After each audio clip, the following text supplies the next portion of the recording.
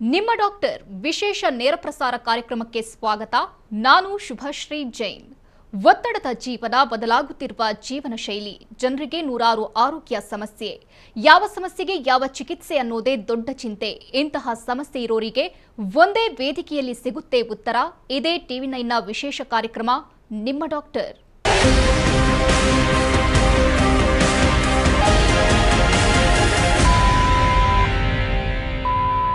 ಮನುಷ್ಯನಿಗೆ ಉಂಟಾಗುವ ಆರೋಗ್ಯ ಸಮಸ್ಯೆಗಳಿಗೆ ಪುರುಷರು ಅಥವಾ ಸ್ತ್ರೀಯರು ಎಂಬ ಯಾವುದೇ ಭೇದ ಭಾವ ಇಲ್ಲ. ಕೆಲವೊಂದು ನಿರ್ದಿಷ್ಟ ಬಗೆಯ ಆರೋಗ್ಯ ಸಮಸ್ಯೆಗಳು ಜೀವ ಹಿಂಡಿದ್ರೆ ಬೇರೊಂದು ರೀತಿಯ ಸಮಸ್ಯೆಗಳು ಇದ್ದೇ ಇರ್ತವೆ. ಕೆಲವು ಆರೋಗ್ಯ ಸಮಸ್ಯೆಗಳು ತಾತ್ಕಾಲಿಕವಾಗಿ ಪರಿಹಾರವಾದರೆ ಇನ್ನು ಕೆಲವು ಇಡೀ ಜೀವನ ಪರ್ಯಂತ ದೀರ್ಘಕಾಲ ಕಾಡ್ತವೆ. ಇಂತಹ ಹಲವಾರು ಬಗೆಯ ಆರೋಗ್ಯ ಸಮಸ್ಯೆಗಳಲ್ಲಿ ಸ್ತನ ಸಮಸ್ಯೆ ಕೂಡ ಒಂದು. ಸ್ವಲ್ಪವೂ ವ್ಯಾಯಾಮವಿಲ್ಲದ ಜೀವನ ನಡೆಸೋದ್ರಿಂದ ಹೆಚ್ಚು ಬೊಜ್ಜು ಅಥವಾ ಕೊಬ್ಬಿನಾಂಶ ಶೇಖರಣೆಯಾಗಿ ಹೀಗಾಗ್ತದೆ. ಇನ್ನು ಕೆಲವರ ದೇಹದಲ್ಲಿನ ಹಾರ್ಮೋನುಗಳ ವ್ಯತ್ಯಾಸದಿಂದ ಈ ಸಮಸ್ಯೆಗಳು ಮಕ್ಕಳಿಂದ ದೊಡ್ಡವರವರೆಗೂ ಕಾಡ್ತದೆ. ಆದರೆ ಇದಕ್ಕೆ ಪರಿಹಾರ ಇದೆ. ಕಾಸ್ಮೆಟಿಕ್ ಬ್ರೆಸ್ಟ್ ಸರ್ಜರಿ ಬಗ್ಗೆ ಸಂಪೂರ್ಣ ಮಾಹಿತಿ ನೀಡೋಕೆ ಕರ್ಲ್ಸ್ ಅಂಡ್ ಕರ್ವ್ಸ್ನ ವೈದ್ಯರಾದಂತಹ ಡಾಕ್ಟರ್ ಗಿರೀಶ್ ಎಸಿ ನಮ್ಮ ಜೊತೆಗಿದ್ದಾರೆ.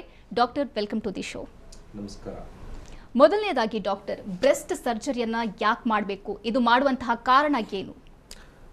ಸಾಮಾನ್ಯವಾಗಿ ಇದು ನಾವು ಕಾಸ್ಮೆಟಿಕ್ ಬ್ರೆಸ್ಟ್ ಸರ್ಜರಿ ಅಂತ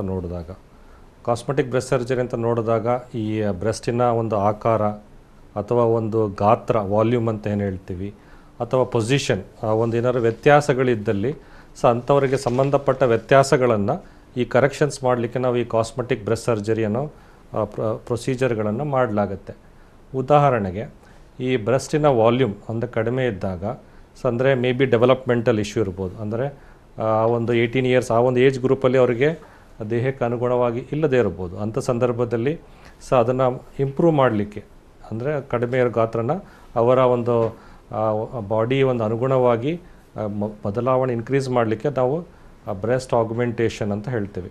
ಅದೇ ರೀತಿ ಕೆಲವರಿಗೆ ಒಂದು ಬ್ರೆಸ್ಟಿನ ಗಾತ್ರ ಸ್ವಲ್ಪ ಜಾಸ್ತಿ ಇರುತ್ತೆ, ಅವರ ದೇಹಕ್ಕೆ ಅನುಗುಣವಾಗಿಗಿನ ಜಾಸ್ತಿ ಇರುತ್ತೆ. ಅದರಿಂದ ತುಂಬ ಪ್ರಾಬ್ಲಮ್ಸ್ಗಳು ಇರುತ್ತೆ.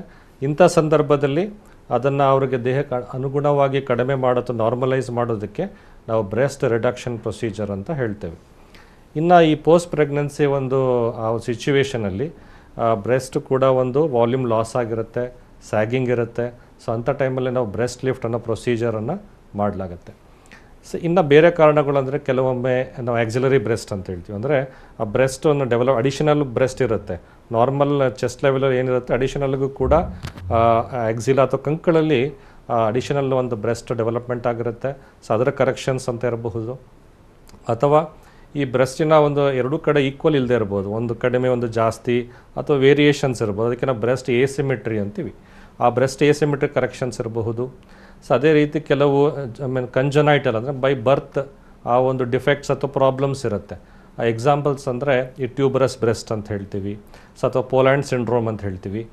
ಈ ಥರದ ನಾನಾ ಸಮಸ್ಯೆಗಳಿಗೆ, ಅಂದರೆ ಆ ಒಂದು ಆಕಾರ ಅಥವಾ ಗಾತ್ರ ಅಥವಾ ಪೊಸಿಷನ್ಗಳಲ್ಲಿ ಈ ಥರ ಒಂದು ವೇರಿಯೇಷನ್ಸ್ ಏನಿರುತ್ತೆ ಅಥವಾ ಏಸಿಮೆಟ್ರಿ, ಏರುಪೇರುಗಳು, ಇವುಗಳನ್ನು ಕರೆಕ್ಷನ್ಸ್ ಮಾಡೋದಕ್ಕೆ ನಾವು ಈ ಕಾಸ್ಮೆಟಿಕ್ ಬ್ರೆಸ್ಟ್ ಸರ್ಜರೀಸ್ ಅಂತ ಹೇಳ್ತೇವೆ. ಓಕೆ ಡಾಕ್ಟರ್, ಇನ್ನು ಬ್ರೆಸ್ಟ್ ಆಗ್ಮೆಂಟೇಷನ್ ಅಂದರೆ ಏನು? ಜೊತೆಗೆ ಇದು ಹೇಗೆ ಸೂಕ್ತ, ಹೇಗೆ ಮಾಡಲಾಗುತ್ತೆ? ಬ್ರೆಸ್ಟ್ ಆಗ್ಮೆಂಟೇಷನ್ ಅನ್ನೋದು ಬೇಸಿಕಲಿ ಅಂದರೆ ಅವರ ಒಂದು ದೇಹಕ್ಕೆ ಅನುಗುಣವಾಗಿ ಆ ಬ್ರೆಸ್ಟ್ ವಾಲ್ಯೂಮ್ ಇಲ್ಲದೆ ಇದ್ದಾಗ ಮಾಡುವಂಥ ವಿಚಾರ ಅಂತ ಹೇಳ್ಬೋದು. ಇದು ಸಾಮಾನ್ಯವಾಗಿ ನಾವು ಒಂದು 2-3 ಹಂತಗಳಲ್ಲಿ ನೋಡ್ತೇವೆ, ಏಜ್ ಗ್ರೂಪ್ಸಲ್ಲಿ ನೋಡ್ತೇವೆ. ಮೊದಲನೇದಾಗಿ ನಾವು ಡೆವಲಪ್ಮೆಂಟಲ್ ಅಂದರೆ 18 ಇಯರ್ಸ್ ಪ್ಲಸ್ ಇರುವಂಥ ಒಂದು ಏಜ್ ಗ್ರೂಪಲ್ಲಿ ಅವರ ಒಂದು ದೇಹಕ್ಕೆ ಅನುಗುಣವಾಗಿ ಆ ಬ್ರೆಸ್ಟ್ ಡೆವಲಪ್ಮೆಂಟ್ ಆಗಿರುವುದಿಲ್ಲ, ಅಂಥ ಸಂದರ್ಭದಲ್ಲಿರಬಹುದು. ಅಥವಾ ಈ ಪೋಸ್ಟ್ ಪ್ರೆಗ್ನೆನ್ಸಿಯಲ್ಲಿ ನಾರ್ಮಲ್ ಪ್ರಾಸೆಸ್ ಪ್ರಕಾರವಾಗಿ ಇನ್ವಲ್ಯೂಷನ್ ಅಂತೀವಿ. ಅಲ್ಲೂ ಕೂಡ ವಾಲ್ಯೂಮ್ ಕಡಿಮೆ ಆಗಿರುತ್ತೆ, ಆ ಒಂದು ಏಜ್ ಗ್ರೂಪಲ್ಲಿ ಇರಬಹುದು.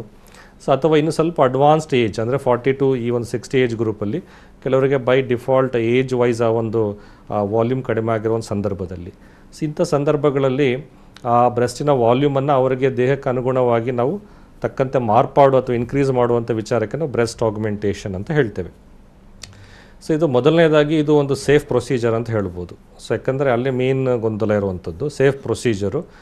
ಯಾವುದೇ ಏಜ್ ಗ್ರೂಪ್, ಈವನ್ ಬಿಫೋರ್ ಪ್ರೆಗ್ನೆನ್ಸಿಯಿಂದನೂ ಕೂಡ ಇದನ್ನು ಮಾಡಿಸ್ಬೋದಾಗಿರುತ್ತೆ, ಆಫ್ಟರ್ ಪ್ರೆಗ್ನೆನ್ಸಿನೂ ಕೂಡ ಮಾಡಿಸ್ಬೋದಾಗಿರುತ್ತೆ. ಅಂದರೆ ಇಲ್ಲಿ ಬ್ರೆಸ್ಟ್ ಫೀಡಿಂಗಿಗೆ ಯಾವುದೇ ಒಂದು ಅಡಚಣೆಗಳಿರೋದಿಲ್ಲ, ಇದರಿಂದ ಯಾವುದೇ ತೊಂದರೆಗಳಿರೋದಿಲ್ಲ.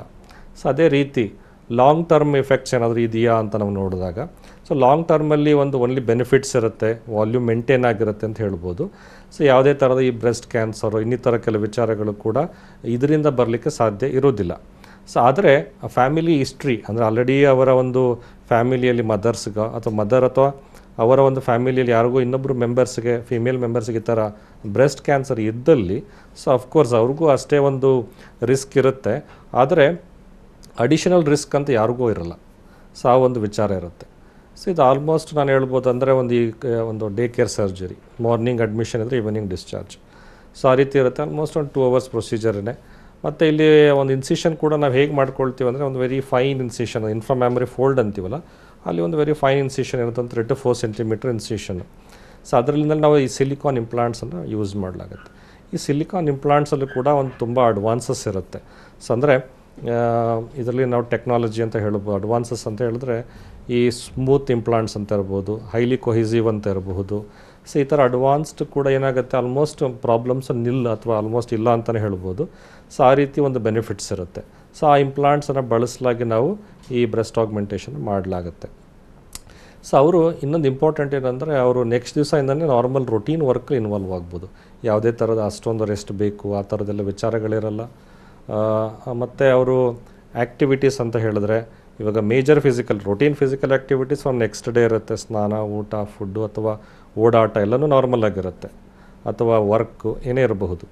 ಸೊ ಇನ್ನು ಮೇಜರ್ ಫಿಸಿಕಲ್ ಆ್ಯಕ್ಟಿವಿಟೀಸ್ ಅಂದರೆ ಈ ಥರ ಜಿಮ್ ವರ್ಕು ಅಥವಾ ಕೆಲವೊಂದು ಇಂಟ್ರೆಸ್ಟ್ ಇದ್ದಲ್ಲಿ ಅಫ್ಕೋರ್ಸ್ ಒಂದು ಸರ್ಟನ್ ಗ್ಯಾಪ್ ಕೊಡಬೇಕಾಗಿರುತ್ತೆ. ಅಫ್ಕೋರ್ಸ್ ಒಂದು 2 to 3 months ಆದಮೇಲೆ ಅದನ್ನು ಇನ್ವಾಲ್ವ್ಮೆಂಟ್ ಮಾಡ್ಕೋಬೋದಾಗಿರುತ್ತೆ. ಸೊ ಹಾಗಾಗಿ ಒಂಥರ ಮೋಸ್ಟ್ ಬೆನಿಫಿಷಿಯಲ್ ಅಥವಾ ಒಂದು ಅಡ್ವಾಂಟೇಜಿಯಸ್ ಪ್ರೊಸೀಜರ್ ಅಂದರೆ ಈ ಬ್ರೆಸ್ಟ್ ಆಗ್ಮೆಂಟೇಷನ್ ಅಂತ ಹೇಳ್ಬೋದು. ಓಕೆ ಡಾಕ್ಟರ್, ಇನ್ನು ಬ್ರೆಸ್ಟ್ ರಿಡಕ್ಷನ್ ಬಗ್ಗೆ ಹೇಳೋದಾದರೆ ಇದು ಯಾರಿಗೆ ಮಾಡಿದರೆ ಸೂಕ್ತ, ಹೇಗೆ ಮಾಡ್ತೀರಾ? ಈ ಬ್ರೆಸ್ಟ್ ರಿಡಕ್ಷನ್ ಅಂದರೆ ಸ್ವಲ್ಪ ಸ್ಲೈಟ್ಲಿ ಅಪೋಸಿಟ್ ಅಂತ ಹೇಳ್ಬೋದು. ಕೆಲವರಿಗೆ ದೇಹಕ್ಕೆ ಅನುಗುಣವಾಗಿಗಿನ ಜಾಸ್ತಿ ಪ್ರಪೋರ್ಷನ್ಸ್ ಇರುತ್ತೆ, ಅವ್ರಿಗೆ ವಾಲ್ಯೂಮ್ ಜಾಸ್ತಿ ಇರುತ್ತೆ. ಸೊ ಆ ವಾಲ್ಯೂಮ್ ಅವ್ರಿಗೆ ಏನಾಗಿರುತ್ತೆ, ಒಂದು ಪ್ರಾಬ್ಲಮ್ಸ್ ಕ್ರಿಯೇಟ್ ಮಾಡ್ತಾ ಇರುತ್ತೆ. ಒಂದು ಫಿಸಿಕಲ್ ಪ್ರಾಬ್ಲಮ್ ಅಂದರೆ ಆ ಚೆಸ್ಟ್ ಹೆವಿನೆಸ್ ಇರ್ಬೋದು. ಸೊ ಅಥವಾ ಒಂದು ಕುತ್ತಿಗೆ ಒಂದು ನೋವಿರಬಹುದು, ಅಥವಾ ಅಪ್ಪರ್ ಬ್ಯಾಕ್ ಪೇನ್ ಅಂತೀವಿ, ಬೆನ್ನು ನೋವಿರಬಹುದು. ಸೊ ಇದು ಎಲ್ಲ ಫಿಸಿಕಲ್ ಸಿಮ್ಟಮ್ಸ್ ಅಂತ ಹೇಳ್ಬೋದು. ಸೊ ಅದೇ ಥರ ಸ್ಟ್ರ್ಯಾಪ್ ಒಂದು ಗ್ರೂಸ್ ಅಂತ ಹೇಳ್ತೀವಿ. ಕೆಲವು ಟೈಮ್ ಅಂದರೆ ಇನ್ಫೆಕ್ಷನ್ಸ್ಗಳು ಆಗ್ಬೋದು, like below the breast because of the ಒಂದು ಈ ವೆಟ್ ರೀಜನ್ ಇರೋದ್ರಿಂದ. ಸೊ ಅದೇ ರೀತಿ ನಾವು ಅವ್ರಿಗೆ ಸೈಕಲಾಜಿಕಲ್ ಇಶ್ಯೂಸು ಕೂಡ ಆಗಿರುತ್ತೆ, ಸೋಷಿಯಲ್ ಇಶ್ಯೂಸು ಕೂಡ ಇರುತ್ತೆ.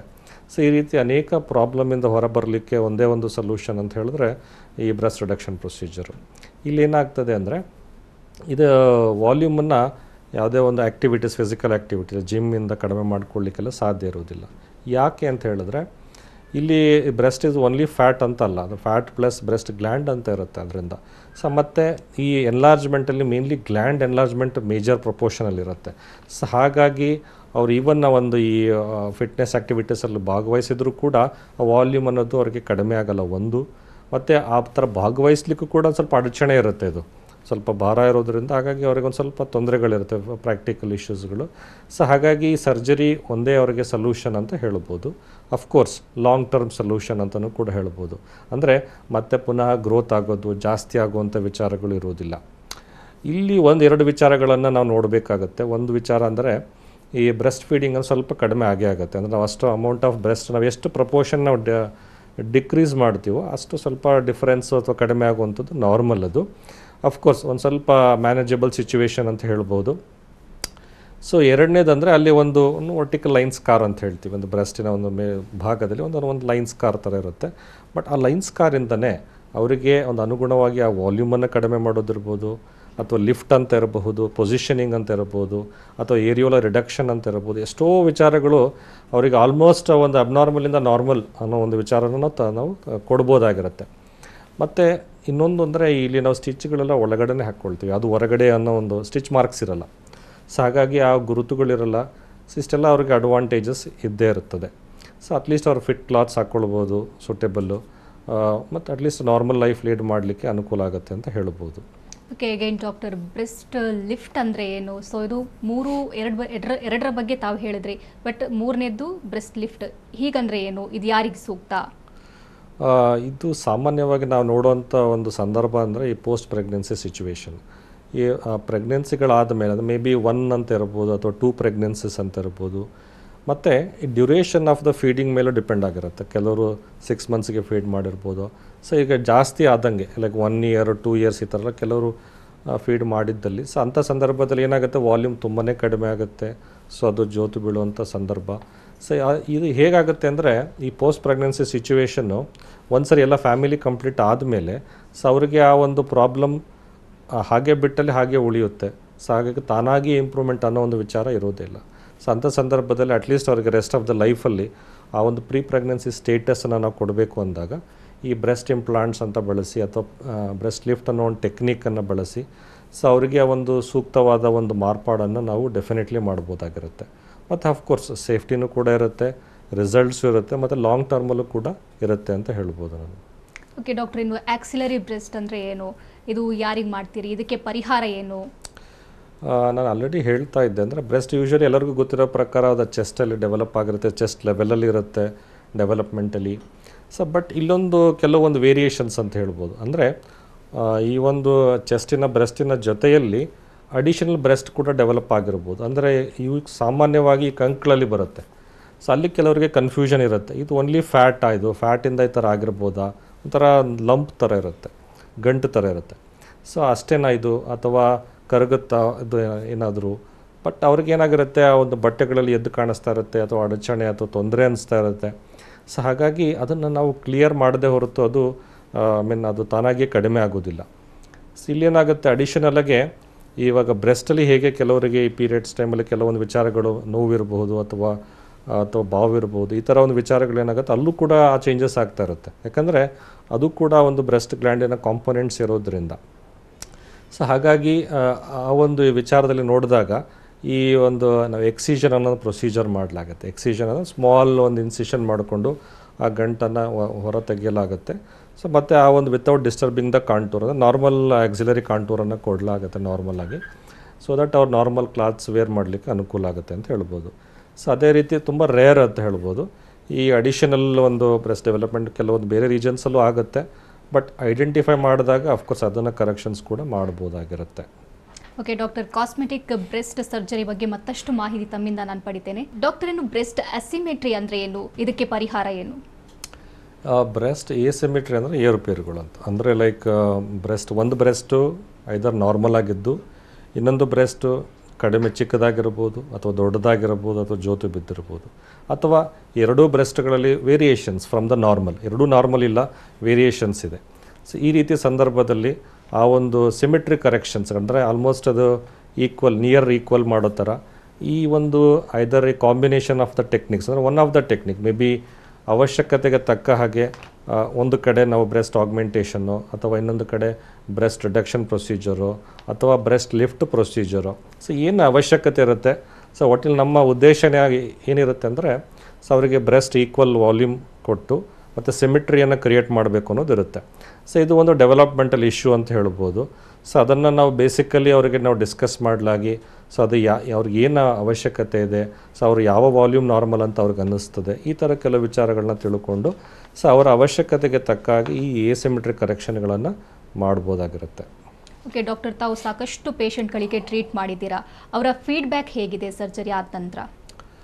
ಇವಾಗ ನಾನು ಒಂದು 2-3 ಪ್ರೊಸೀಜರ್ ಬಗ್ಗೆ ಹೇಳಿದ್ದೆ. ಸೊ ಇದರಲ್ಲಿ ಅಮಾಂಗ್ ದ 3 ನನ್ನ ಒಂದು ಅನಿಸಿಕೆ ಏನಂದರೆ ಈ ಬ್ರೆಸ್ಟ್ ರಿಡಕ್ಷನ್ ಪ್ರೊಸೀಜರಲ್ಲಿ ಆ ಮ್ಯಾಕ್ಸಿಮಮ್ ಗ್ರಾಟಿಫಿಕೇಷನ್ಸ್ ಇದೆ ಅಂತ ಹೇಳ್ಬೋದು. ಯಾಕಂದರೆ ಅದರಲ್ಲಿ ಬ್ರೆಸ್ಟ್ ಆ ಒಂದು ಹೆವಿನೆಸ್ ಇದರಲ್ಲಿ ಫಿಸಿಕಲ್ಲು, ಸೋಷಿಯಲ್ಲು ಮತ್ತು ಸೈಕಲಾಜಿಕಲ್ ಇಶ್ಯೂಸ್ ಎಲ್ಲನೂ ಕೂಡ ಇನ್ವಾಲ್ವ್ಮೆಂಟ್ ಇರೋದ್ರಿಂದ ಸೊ ಅದೊಂದು ಅವ್ರಿಗೆ ಒಂದು ಗ್ರೇಟೆಸ್ಟ್ ರಿಲೀಫ್ ಆಗಿ ಸಿಗುವಂಥ ಒಂದು ಪ್ರೊಸೀಜರ್ ಅಂತ ಹೇಳ್ಬೋದು. ಸೊ ಅಫ್ಕೋರ್ಸ್ ಇನ್ನಿತರ ಯಾವುದೇ ಪ್ರೊಸೀಜರು ಕೂಡ ಅವರಿಗೆ ಈಕ್ವಲಿ ಒಂದು ಹ್ಯಾಪಿನೆಸ್ ಕೊಡುವಂತಹ, ಸಂತೋಷ ಕೊಡುವಂಥ ಪ್ರೊಸೀಜರ್ಗಳೇ. ಮುಖ್ಯವಾಗಿ ಇಲ್ಲಿ ಅವ್ರಿಗೆ ಯಾರಿಗೇ ಆಗಲಿ ಒಂದು ಕನ್ಸರ್ನ್ ಇರುವಂಥದ್ದು ಏನಾದರೂ ಸೈಡ್ ಎಫೆಕ್ಟ್ಸ್ ಬಗ್ಗೆ. ಸೊ ಯಾವಾಗ ಸೈಡ್ ಎಫೆಕ್ಟ್ಸ್ ಇಲ್ದಲೇ ಆ ಒಂದು ಲಾಂಗ್ ಟರ್ಮ್ ರಿಸಲ್ಟ್ಸ್ ನಾವು ಕೊಡ್ತೀವೋ ಡೆಫಿನೆಟ್ಲಿ ಆ ಒಂದು ಗ್ರಾಟಿಫಿಕೇಷನ್ ಒಂದು ಇದ್ದೇ ಇರುತ್ತೆ. ಸೊ ಯಾಕಂದರೆ ಇದು ಯಾವುದೇ ಮೆಡಿಸಿನ್ಸಿಂದ ಚೇಂಜ್ ಆಗುವಂಥ ವಿಷಯ ಅಲ್ಲ. ಇದು ವಾಲ್ಯೂಮನ್ನು ಇನ್ಕ್ರೀಸ್ ಮಾಡೋದಿರ್ಬೋದು ಅಥವಾ ಕಡಿಮೆ ಮಾಡೋದಿರ್ಬೋದು. So surgery is the only option ಇರುವಂಥದ್ದು. ಈವನ್ ಇವಾಗ ಪೋಸ್ಟ್ ಪ್ರೆಗ್ನೆನ್ಸಿಯಲ್ಲಿ ಅವರಿಗೆ ಹಾಗೆ ಬಿಟ್ಟರೆ ಹಾಗೆ ಉಳಿಯುತ್ತೆ ಪ್ರಾಬ್ಲಮ್. ಸೊ ಏನು ವೇರಿಯೇಷನ್ಸ್ ಆಗಿರುತ್ತೆ ಅದು. ಸೊ ಹಾಗಾಗಿ ಅವ್ರ ಒಂದು ಪರ್ಪಸ್ ಇರುತ್ತೆ, ಒಂದು ಪ್ರೆಗ್ನೆನ್ಸಿ ಅಥವಾ ಒಂದು ಇದೆಲ್ಲ ಒಂದು ಫ್ಯಾಮಿಲಿ ಅನ್ನೋದು. ಅದಾದಮೇಲೆ ಅವರಿಗೆ ವೈ ಟು ಸಫರ್ ಅಂತ, ವೈ ಟು ಅಂತ.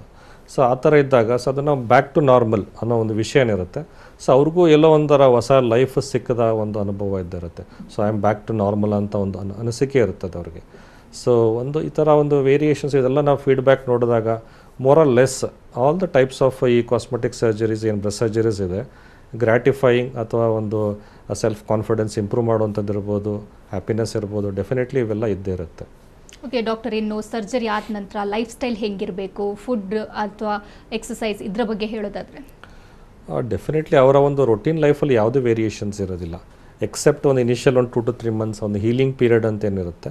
ಆ ಹೀಲಿಂಗ್ ಪೀರಿಯಡ್ ಆದಮೇಲೆ ಸೊ ಅವರ ಒಂದು ಯಾವುದೇ ಒಂದು ಮೇಜರ್ ಫಿಸಿಕಲ್ ಆ್ಯಕ್ಟಿವಿಟೀಸಲ್ಲಿ ಭಾಗವಹಿಸ್ಬೋದಾಗಿರುತ್ತೆ. ಇನ್ನು ಡಯಟ್ ಅನ್ನೋದು ಇಲ್ಲಿ ಅದು ಬ್ರೆಸ್ಟಿನ ವಾಲ್ಯೂಮ್ ಕಡಿಮೆ ಜಾಸ್ತಿ ಯಾವುದೇ ಒಂದು ಡಯಟ್ ರಿಲೇಷನ್ ಇಲ್ಲದೆ ಇರೋದ್ರಿಂದ ಸೊ ಅಫ್ಕೋರ್ಸ್ ಡಯಟನ್ನು ನಾರ್ಮಲಾಗಿ ಇಟ್ಕೊಳ್ಬೋದಾಗಿರುತ್ತೆ ಅವರು.